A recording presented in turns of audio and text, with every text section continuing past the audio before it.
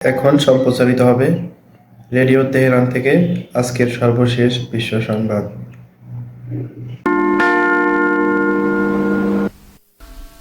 Radio Tehran শুরু হচ্ছে বিশ্ব সংবাদ।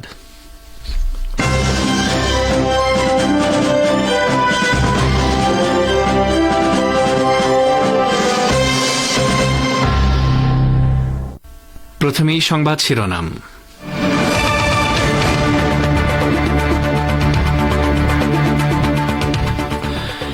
ইরান নিশ্চিতভাবে জবাব দেবে, এশিয়া ও ইউরোপের কয়েকজন পররাষ্ট্রমন্ত্রীর সঙ্গে আলী বাকেরির ফোনালাপ।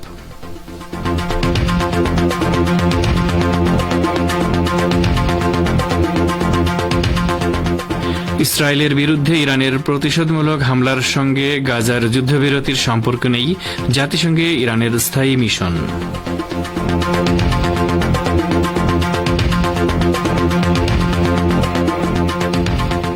বাংলাদেশের অন্তর্বর্তী সরকারকে নির্বাচনের উপযুক্ত পরিবেশ তৈরির সময় দিয়েছে বিএনপি।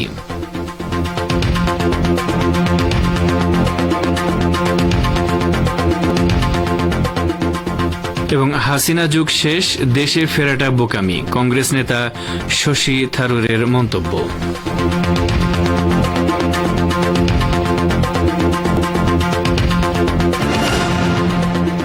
আসসালামু আলাইকুম। বিশ্ব সংবাদের গুরুত্বপূর্ণ অংশগুলো শুনলেন, এবারে বিস্তারিত। পরিবেশনায় রয়েছি রেজওয়ান হোসেন।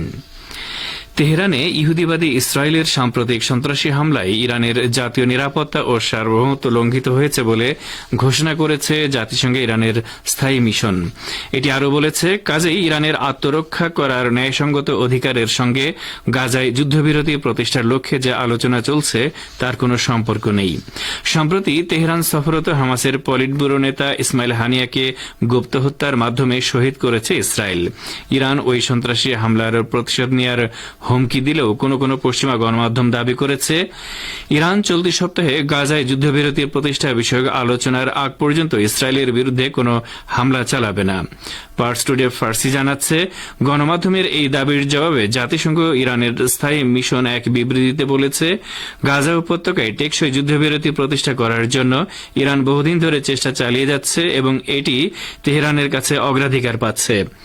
হামাস যে যুদ্ধবিরতি মেনে নেবে সেটির প্রতি ইরানের সমর্থনও থাকবে, কিন্তু ইরানের আত্মরক্ষা করার অধিকারের সঙ্গে গাজায় যুদ্ধবিরতি প্রতিষ্ঠা সংক্রান্ত আলোচনার কোনো সম্পর্ক নেই। ইরানের ভারপ্রাপ্ত পররাষ্ট্রমন্ত্রী আলী বাকেরি কানি এশিয়া ও ইউরোপ মহাদেশের কয়েকজন পররাষ্ট্রমন্ত্রীর সঙ্গে টেলিফোনে কথা বলেছেন। এসব আলাপে তিনি তেহরানে ইসরায়েলি গুপ্ত হামলায় হামাস নেতা ইসমাইল হানিয়ার শাহাদাত এবং গাজার একটি স্কুলে ইহুদিবাদী সেনাদের বর্বরচিত হামলায় শতাধিক ব্যক্তির নিহত হওয়া নিয়ে আলোচনা করেছেন। আলী বাকেরি রোববার বেলজিয়াম, হল্যান্ড ও ইন্দোনেশিয়ার পররাষ্ট্রমন্ত্রীদের পাশাপাশি হামাসের পলিট ব্যুরো উপপ্রধানের সঙ্গে টেলিফোনে আলাদা আলাদাভাবে কথা বলেন। পার্স টুডে ফার্সি জানাচ্ছে, বেলজিয়ামের পররাষ্ট্রমন্ত্রী হাজ্জা লাহবিরের সঙ্গে ফোনালাপে ইরানের পররাষ্ট্রমন্ত্রী গাজা উপত্যকায় চলমান ইসরায়েলি গণহত্যা 10 মাস পেরিয়ে গেছে বলে স্মরণ করিয়ে দেন। তিনি বলেন, ইসরায়েলি সেনারা গাজার একটি স্কুলে ফজরের নামাজ আদায়রত ফিলিস্তিনিদের উপর ভয়াবহ হামলা চালানোর পাশাপাশি বৈরুতের আবাসিক এলাকায় হামলা চালিয়েছে এবং তেহরানে হামাস নেতা ইসমাইল হানিয়াকে হত্যা করে আঞ্চলিক নিরাপত্তা ও স্থিতিশীলতা লঙ্ঘন করেছে। এ সময় আলী বাকেরি কানি আরও বলেন, ইরান নিজের জাতীয় নিরাপত্তা, ভৌগোলিক অখণ্ডতা ও সার্বভৌমত্ব রক্ষা করার স্বার্থে আন্তর্জাতিক আইন অনুযায়ী আগ্রাসী ইসরায়েলকে উপযুক্ত জবাব দেবে।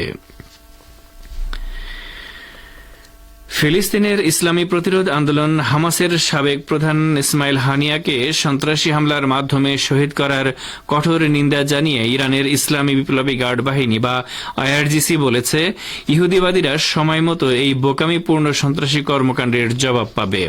আইআরজিসির মুখপাত্র এবং জনসংযোগ দফতরের উপপ্রধান ব্রিগেডিয়ার জেনারেল আলী মোহাম্মদ নাইনি গতকাল কোম প্রদেশের এক অনুষ্ঠানে দেয়া বক্তৃতায় একথা বলেছেন।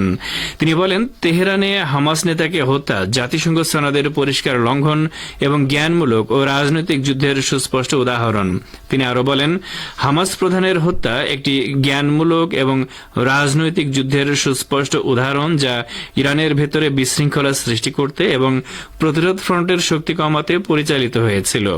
আইআরজিসির এই কর্মকর্তা বলেন, ইরানের প্রতিশোধমূলক হামলার ভয় ঘিরে ধরেছে পুরো ইসরায়েলকে। তিনি জোর দিয়ে বলেন, ইসরায়েলের অবৈধ সরকার মনে করে যে যখন তার অস্তিত্ব এবং পরিচয় ধ্বংসের দ্বার প্রান্তে, তখন তারা হত্যাকাণ্ড পরিচালনা করে যুদ্ধক্ষেত্রে পরাজয়ের ক্ষতি পুষিয়ে নিতে পারবে, কিন্তু তাদের সে আশা বাস্তবে রূপ লাভ করবে না।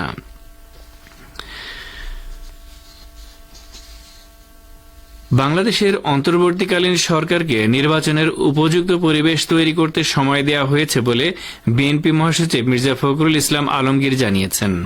আজ বিকেলে অন্তর্বর্তী সরকারের প্রধান উপদেষ্টা ড মোহাম্মদ ইউনূসের সঙ্গে বৈঠক শেষে সাংবাদিকদের সঙ্গে আলাপকালে তিনি একথা বলেছেন। সাংবাদিকদের প্রশ্নের জবাবে মির্জা ফখরুল বলেন, অন্তর্বর্তী সরকারকে আগেই আমরা নির্বাচনের জন্য উপযুক্ত পরিবেশ তৈরি করতে সময় দিয়েছি। আমরা তাদের সব বিষয়গুলোতে সমর্থন দিচ্ছি। তিনি বলেন, আমরা একটা কথা পরিষ্কার করে বলেছি যে বর্তমানে দেশে যে অস্থিরতা সৃষ্টি করা হচ্ছে, যে বিশৃঙ্খলা সৃষ্টি করা হচ্ছে এবং সাম্প্রদায়িক হামলার যে ধোঁয়া তোলা হচ্ছে, জনগণ সাম্প্রদায়িক সম্প্রীতি অক্ষুণ্ণ রেখে যেন এই সরকারকে সহযোগিতা করে। মির্জা ফখরুল বলেন, আজকের বৈঠকে আমরা দেশের বর্তমান পরিস্থিতিতে প্রয়োজনীয় ব্যবস্থা নিয়ে অন্তর্বর্তী সরকারের প্রধান উপদেষ্টার কাছে আমাদের মতামত জানিয়েছি। তিনি বলেন, ধর্মীয় সংখ্যালঘুদের বিরুদ্ধে নিপীড়নের অভিযোগ সম্পূর্ণভাবে উদ্দেশ্য প্রণোদিত। এটা বাংলাদেশের বদনামের জন্য, এই সরকারকে বদনাম করার জন্য এবং শিক্ষার্থীদের আন্দোলনকে দুর্বল করার একটি চেষ্টা। বৈষম্য বিরোধী ছাত্র আন্দোলনের মুখে সাবেক প্রধানমন্ত্রী শেখ হাসিনা ভারতে থাকলেও বাংলাদেশের সঙ্গে নয়াদিল্লির সম্পর্ক নষ্ট হবে না বলে মন্তব্য করেছেন অন্তর্বর্তীকালীন সরকারের পররাষ্ট্র উপদেষ্টা মোহাম্মদ তৌহিদ হোসেন। আজ বিকেলে বিদেশি কূটনীতিকদের সঙ্গে বৈঠক শেষে সাংবাদিকদের সঙ্গে আলাপকালে তিনি এমন মন্তব্য করেন। ব্রিফিংয়ে ভারত, আমেরিকা, ব্রিটেন, চীন, রাশিয়া, কানাডা, ইউরোপীয় ইউনিয়ন সহ প্রায় ৬০টি দেশ ও আন্তর্জাতিক সংস্থার প্রতিনিধিরা যোগ দেন। ব্রিফিং শেষে গণমাধ্যম কর্মীদের পররাষ্ট্র উপদেষ্টা বলেন, উনি সেখানে থাকলে বা কেউ কোনো দেশে থাকলে সেই দেশের সঙ্গে আমাদের সম্পর্ক নষ্ট হবে কেন? নষ্ট হওয়ার কোনো কারণ নেই। দ্বিপাক্ষিক সম্পর্ক অনেক বড় বিষয়, এটা স্বার্থের সম্পর্ক, বন্ধুত্ব স্বার্থের জন্য। বাংলাদেশে ভারতের স্বার্থ আছে, ভারতে আমাদের স্বার্থ আছে। আমরা সেই স্বার্থকে ফলো করব এবং আমাদের সুসম্পর্ক বজায় রাখার চেষ্টা করব।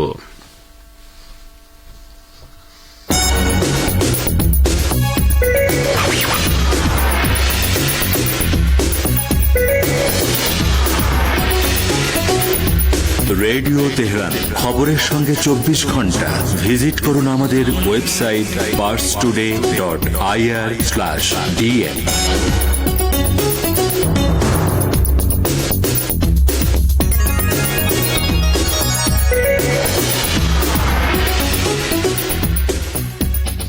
ফিরে আসি বিশ্ব সংবাদে। গণবিক্ষোভের মধ্যে প্রধানমন্ত্রী হিসেবে পদত্যাগের পর শেখ হাসিনাকে ভারতে আশ্রয় দেওয়ার জন্য মোদী সরকারের প্রশংসা করেন দেশটির প্রধান বিরোধী দল কংগ্রেসের প্রভাবশালী নেতা এবং এমপি শশী থারুর। একই সঙ্গে শেখ হাসিনা যুগের সমাপ্তি, তাতে কোনো সন্দেহ নেই বলেও মন্তব্য করেন তিনি।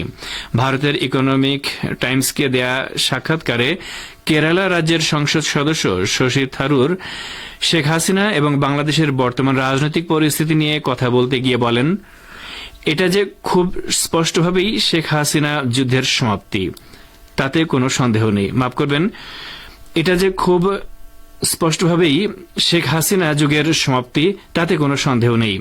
তার বয়সও ৭৬ বছর। আমি মনে করি না যে তিনি দেশে প্রত্যাবর্তন করতে নির্বাসনে রয়েছেন। এটা করা বোকামি হবে। এদিকে গত ৭ আগস্ট বাংলাদেশের অন্তর্বর্তী সরকারের প্রধান উপদেষ্টা নোবেলজয়ী অধ্যাপক ড মোহাম্মদ ইউনূসের বিষয়ে জানতে চাওয়া হলে শশী থারুর বলেন, তিনি খুবই ভালো মানুষ, আমি তাকে অনেকদিন ধরে চিনি। আবার ভারতীয় গণমাধ্যম এনডিটিভিকে দেয়া এক সাক্ষাৎকারে শশী থারুর বলেছেন, প্রতিবেশী দেশে ক্ষমতার পালাবদল ভারতের জন্য কোনোভাবেই উদ্বেগের বিষয় নয়। আপনারা বিশ্ব সংবাদ শুনছেন রেডিও তেহরান থেকে, আর প্রচারিত হচ্ছে শর্টওয়েভ 25 মিটার ব্যান্ডে। লেবাননের ইসলামী প্রতিরোধ আন্দোলন হিজবুল্লাহ জানিয়েছে তারা উত্তর ইসরায়েলের একটি সামরিক সদর দপ্তরে ক্ষেপণাস্ত্র হামলা চালিয়েছে। আজ এক বিবৃতিতে হিজবুল্লাহ এই হামলার কথা জানায়। বিবৃতিতে বলা হয়েছে, উত্তর ইসরায়েলের গিয়াটনে যে নতুন ডিভিশনের সদর দপ্তর প্রতিষ্ঠা করা হয়েছে তার উপর বেশ কিছু কাতিউষা রকেট দিয়ে হামলা চালানো হয়। হিজবুল্লাহ পরিষ্কার করে বলেছে, দক্ষিণ লেবাননের বেসামরিক এলাকায়, বিশেষ করে মারুফ শহরে সাধারণ জনগণের উপর আগ্রাসন চালানোর জবাবে ইহুদিবাদী ইসরায়েলের সামরিক সদর দপ্তরে এই হামলা চালানো হয়েছে। হিজবুল্লাহ এও বলেছে, ফিলিস্তিনের গাজা উপত্যকায় নিরাপরাধ জনগণের উপর ইহুদিবাদী ইসরায়েল গত 10 মাসের বেশি সময় ধরে যে আগ্রাসন চালিয়ে আসছে তারও জবাব দেওয়া হয়েছে এই কাতিউষা রকেট হামলার মধ্য দিয়ে। ইসরায়েলের গণমাধ্যমের খবর অনুযায়ী দখলদার বাহিনীর আয়রন ডোমের প্রতিরক্ষা ব্যবস্থা হিজবুল্লাহর ক্ষেপণাস্ত্র হামলা ঠেকাতে ব্যর্থ হয়েছে। ফিলিস্তিনের ইসলামী প্রতিরোধ আন্দোলন হামাসের শীর্ষ পর্যায়ের নেতা ওসামা হামদান বলেছেন, ইহুদিবাদী ইসরায়েলের পরিকল্পনা মতো গাজা যুদ্ধ বন্ধ হবে না। লেবাননের আল মানার টেলিভিশন চ্যানেলকে দেয়া এক সাক্ষাৎকারে তিনি এই হুঁশিয়ারি দিয়েছেন। লেবাননে হামাসের প্রতিনিধি ওসামা হামদান বলেন, চলমান এই যুদ্ধের সমাপ্তি হবে হামাসের অনুকূলে। তিনি বলেন, যদি মধ্যস্থতাকারীরা ইসরায়েলি আগ্রাসনের অবসান চায় তাহলে ইহুদিবাদী ইসরায়েলের প্রতি আমেরিকাকে সমর্থন দেয়া অবশ্যই বন্ধ করতে হবে। হামদাল বলেন, আমাদের অবস্থান একেবারেই পরিষ্কার। আমরা শুধুমাত্র নতুন কাগজ এবং নতুন শিরোনামে আলোচনায় বসার জন্য অপেক্ষা করছি না। গাজা যুদ্ধবিরতির বিষয়ে মধ্যস্থতাকারীরা একটি চুক্তিতে পৌঁছাবে এমনটা প্রত্যাশা করে হামাস। তিনি বলেন, এর আগেই যুদ্ধবিরতির বিষয়ে চুক্তিপত্র তৈরি হয়েছে, এখন সেগুলো বাস্তবায়নের পদ্ধতি এবং আগ্রাসন বন্ধের বিষয়ে ঘোষণা বাকি। মধ্যস্থতাকারীদের এই বিষয়গুলোর দিকে নজর দেওয়া দরকার, যাতে গাজা যুদ্ধ বন্ধের পরপরই দখলদার ইসরায়েলের সেনা প্রত্যাহার করা হয় এবং গাজা উপত্যকায় ত্রাণ সহযোগিতা পাঠানো ও গাজাকে পুনর্গঠন করা যায়। ইরাকের ইসলামী প্রতিরোধ যোদ্ধারা বলেছে, মার্কিন বাহিনী যদি ইরাকের আকাশসীমা ব্যবহার করে ইরানের উপর হামলা চালায় তাহলে ইরাকি যোদ্ধাদের জবাবের কোনো সীমারেখা থাকবে না। আজ এক বিবৃতিতে এই হুঁশিয়ারি উচ্চারণ করেছে ইরাকের প্রতিরোধ সমন্বয় কমিটি। এতে বলা হয়েছে, যেহেতু বলদর্পী বাহিনী বিভিন্ন দেশ এবং প্রতিরোধ যোদ্ধাদের বিরুদ্ধে নৃশংস ও বর্বর আক্রমণ চালিয়ে যাচ্ছে, তারা ইরাকের সার্বভৌমত্বের তোয়াক্কা না করেই এই অঞ্চলের নিরাপত্তা জঞ্জালে দিয়ে ইহুদিবাদী ইসরায়েলের নিরাপত্তার জন্য তাদের সমর্থন ও সুরক্ষা দিয়ে চলেছে। সেই কারণে মধ্যপ্রাচ্যের জনগণ তাদের অপরাধমূলক নীতি প্রত্যাখ্যান করছে। বিবৃতিতে আরও বলা হয়েছে, ইরাকি প্রতিরোধ সমন্বয় কমিটি কোনো বিধিনিষেধের মধ্যে আবদ্ধ নয়। আর এর সাথে শেষ করছি রেডিও তেহরান থেকে আপাতত বিশ্ব সংবাদ।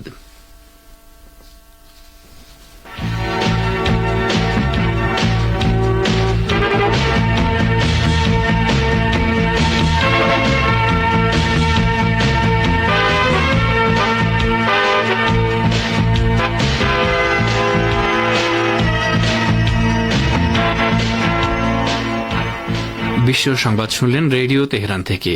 এবারে আমন্ত্রণ জানাচ্ছি সংবাদ ভাষ্যের অনুষ্ঠান দৃষ্টিপাতে। তেহরানে হামাস নেতা ইসমাইল হানিয়ার গুপ্ত হত্যা প্রসঙ্গে এশিয়া ও ইউরোপের কয়েকজন পররাষ্ট্রমন্ত্রীর সঙ্গে ইরানের ভারপ্রাপ্ত পররাষ্ট্রমন্ত্রী আলী বাকেরি কানি ফোনালাপ করেছেন। তিনি বলেছেন, ইরান নিশ্চিতভাবে হানিয়া হত্যার জবাব দেবে। এ সম্পর্কে এখন রয়েছে পার্স টুডের প্রতিবেদন। শুনুন গাজী আব্দুর রশিদের উপস্থাপনায়। ইরানের ভারপ্রাপ্ত পররাষ্ট্রমন্ত্রী আলী বাকেরি কানি এশিয়া ও ইউরোপ মহাদেশের কয়েকজন পররাষ্ট্রমন্ত্রীর সঙ্গে টেলিফোনে কথা বলেছেন। এসব আলাপে তিনি তেহরানে ইসরায়েলি গুপ্ত হামলায় হামাস নেতা ইসমাইল হানিয়ার শাহাদাত এবং গাজার একটি স্কুলে ইহুদিবাদী সেনাদের বর্বরোচিত হামলায় শতাধিক ব্যক্তির নিহত হওয়া নিয়ে আলোচনা করেছেন। আলী বাকেরি রোববার বেলজিয়াম, হল্যান্ড ও ইন্দোনেশিয়ার পররাষ্ট্রমন্ত্রীদের পাশাপাশি হামাসের পলিট ব্যুরো উপপ্রধানের সঙ্গে টেলিফোনে আলাদাভাবে কথা বলেন। পার্স টুডে ফার্সি জানাচ্ছে, বেলজিয়ামের পররাষ্ট্রমন্ত্রী হাজ্জা লাহবিবের সঙ্গে ফোনালাপে ইরানের পররাষ্ট্রমন্ত্রী গাজা উপত্যকায় চলমান ইহুদিবাদী ইসরায়েলি গণহত্যায় 10 মাস পেরিয়ে গেছে বলে স্মরণ করিয়ে দেন। তিনি বলেন, ইসরায়েলি সেনারা গাজার একটি স্কুলে ফজরের নামাজ আদায়রত ফিলিস্তিনিদের উপর ভয়াবহ হামলা চালানোর পাশাপাশি বৈরুতের আবাসিক এলাকায় হামলা চালিয়ে এবং তেহরানে হামাস নেতা ইসমাইল হানিয়াকে হত্যা করে আঞ্চলিক নিরাপত্তা ও স্থিতিশীলতা লঙ্ঘন করেছে। এ সময়ে আলী বাকেরি কানি আরো বলেন, ইরান নিজের জাতীয় নিরাপত্তা, ভৌগোলিক অখণ্ডতা ও সার্বভৌমত্ব রক্ষা করার স্বার্থে আন্তর্জাতিক আইন অনুযায়ী আগ্রাসী ইসরায়েলকে উপযুক্ত জবাব দেবে। ফোনালাপে হাজ্জা লাহাবি ফিলিস্তিনি জনগণের ভাগ্য নির্ধারণ করার